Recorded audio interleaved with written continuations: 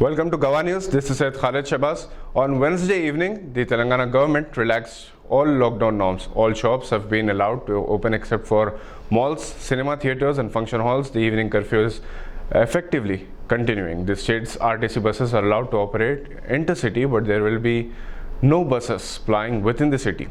There is no announcement on schools, although SSC exams schedule indicates the exams will start on June 8th and conclude by 15th of July. Telangana CM KCR's announcement of relaxing lockdown 4.0 in the state, in a way, seemed disappointing, particularly for the government employees and public representatives.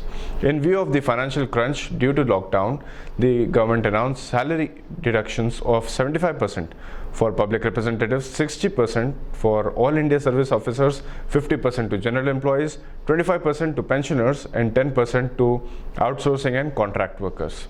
There will be no salary for guest workers.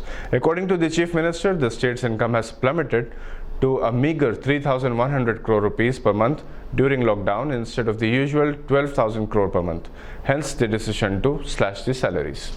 It also announced that the monthly financial assistance of rupees 1,500 as COVID-19 lockdown relief will not be continued as relaxation opens opportunities for daily wage workers, although 12 kg rice will continue to benefit them. Many workers and laborers who are living on charitable relief assistance and by assistance from some NGOs and organizations will now face tougher times if they don't find jobs.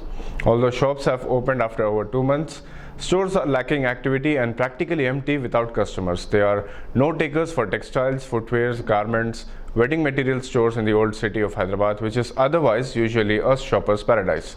As part of these safety measures, the government sprayed sanitizers at several commercial establishments in the city. Pathagatti Corporator Sohail Qadri inspected the activity, while Old City Traders Association General Secretary Abid Mohiuddin was also present on this occasion. Speaking exclusively to Gawa News, Mr. Abid Mohiuddin said the number of customers will only increase if both intercity and intra-city bus service were reopened. He said until the function halls and convention centers remain closed due to government order, there will be no significant business activity at these stores, which form the crux of Hyderabad's wedding and other shopping needs.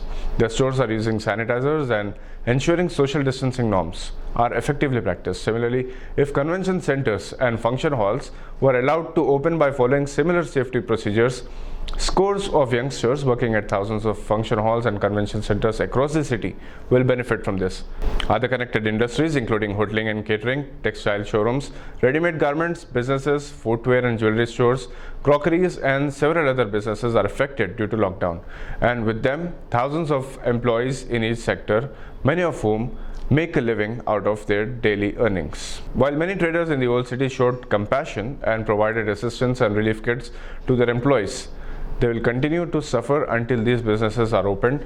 According to the General Secretary of Association, the losses faced due to lockdown are unfathomable. If people do not shop in the next few days, there will hardly be any business activity for the next 2 months, where Muslims generally refrain from shopping as much as they do in other times of the year. Due to night curfew, customers visiting Hyderabad for shopping or business activity may face some inconvenience. However, the government has permitted people with their bus tickets to travel back home in autos and buses and other vehicles even during the night curfew. There is brisk traffic in the city during the day, and schools, colleges and businesses, just like individuals, small and big businesses, continue to remain in anticipation of normalcy of routine once again. For Gawa News, this is Syed Khalid Shabazz. Thank you for watching.